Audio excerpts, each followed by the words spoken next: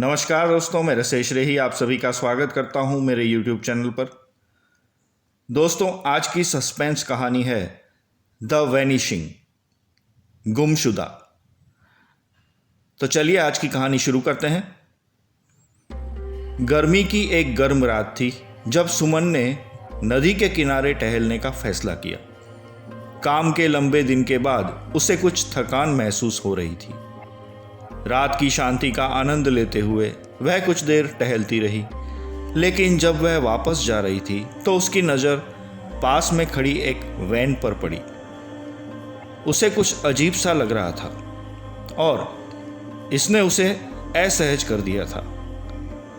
अब वह अपने घर जाने के लिए तेजी से वहां से निकली, लेकिन जैसे ही वह वैन के करीब आई उसने देखा कि वैन के अंदर कोई है।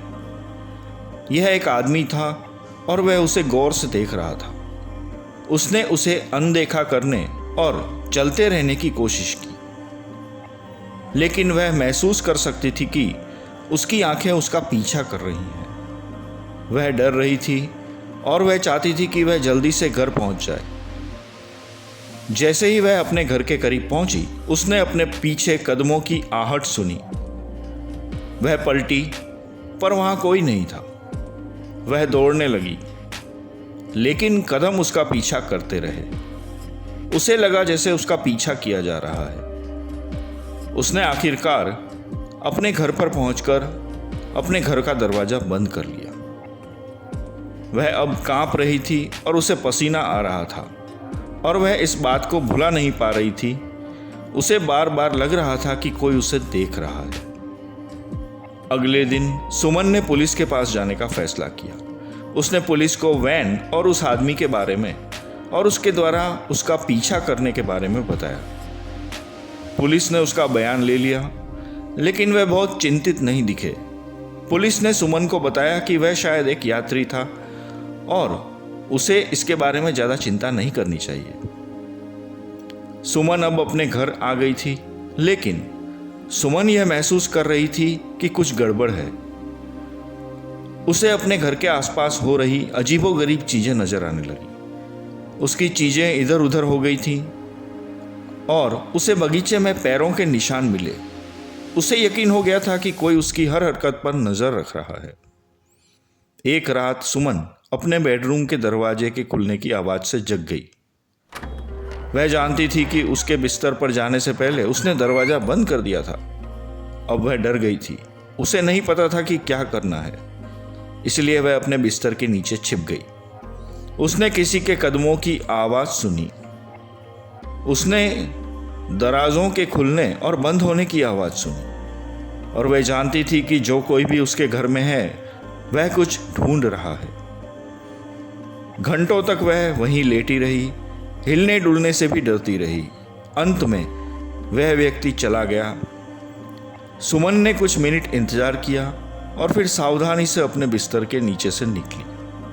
उसने अपने घर के चारों ओर देखा और सब कुछ अपनी जगह पर था, सिवाय एक चीज के, उसका लैपटॉप गायब था। सुमन जानती थी कि अब उसे ही कुछ करने की जरूरत है, इसलिए उसने स्वयं कुछ जांच पड़ताल करने का निर्णय लिया। वह वापस उस नदी के पास गई जहां उसने उस वैन को देखा था।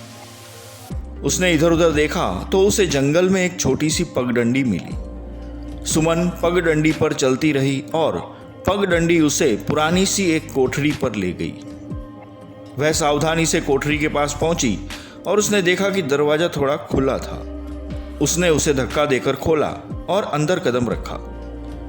कोठरी खाली थी, लेकिन वह देख सकती थी कि कोई वहां रह रहा था। एक पलंग, एक मेज और कुछ कपड़े इधर उधर बिखरे पड़े थे। जैसे ही वह इधर उधर देख रही थी, उसे अपने पीछे कदमों की आहट सुनाई दी। वह पीछे मुड़ी और वहां वही आदमी था जिसने उसे वैन में देखा था। वह आदमी सुमन को घूर रहा था। वह बोला, तुम्हें यहां से दूर रहना चाहिए था, और इतना कहते ही वह सुमन की ओर लपका। सुमन चिल्लाई और दौड़ने की कोशिश की, लेकिन वह आदमी बहुत तेज था। उसने सुमन को पकड़ लिया और जमीन पर पटक दिया। सुमन ने वापस लड़ने की कोशिश की, लेकिन वह कुछ न कर सकी। उस आदमी ने सुमन को उसी कोठरी में बांधकर एक कोने में बिठा दिया। सुमन कई दिनों तक वहां फंसी रही, बिना भोजन या पानी के। वह बाहर घूमते हुए उस आदमी की आवाज़ सुन सकती थी और वह जानती थी कि वह कुछ भयानक योजना बना रहा था। उसे यकीन हो गया था कि वह शायद मरने वाली है। लेकिन फिर एक दिन वह आदमी गायब हो गया। सुमन ने उसे अपना सामान बांधते और कोठरी से निकलते हुए देखा था। अंत में भागने की कोशिश करने की हिम्मत जुटाने से पहले सुमन ने कुछ घंटों तक इंतजार किया। वह खुद को उन रस्सियों से मुक्त करने में कामयाब रही, लेकिन वह बहुत कमज़ोर हो चुकी थी। उसने कोठरी के अंदर चारों ओर देखा और देखा कि वह आदमी अपने पीछे कुछ चीज़ें छोड़ गया था, जिसमें उसका लैपटॉप भी था।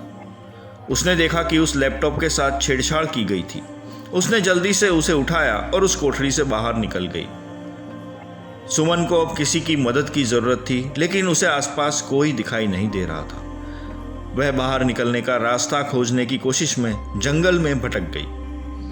वह कमज़ोर होने के कारण अधिक समय तक चल नहीं सकती थी, लेकिन तभी उसे दूर से एक रोशनी की किरण दिखाई दी।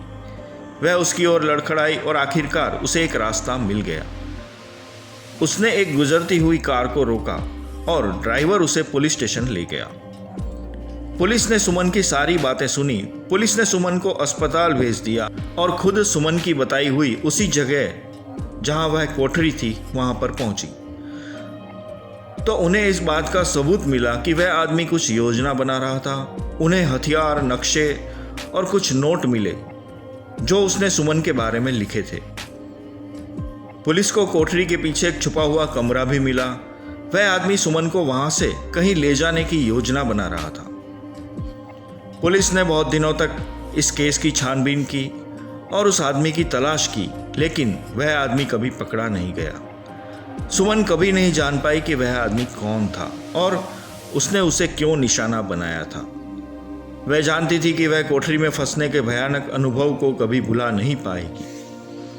उस दिन से सुमन ने खुद से हमेशा सतर्क रहने और अपनी सुरक्षा को हल्के में न लेने का वादा किया। उस आदमी का गायब होना, जिसने उसे नुकसान पहुंचाने की कोशिश की थी, हमेशा एक रहस्य बना रहेगा। लेकिन सुमन खुश थी कि उसकी जान बच गई। तो दोस्तों, आज की कहानी यहीं समाप्त होती है। नमस्कार।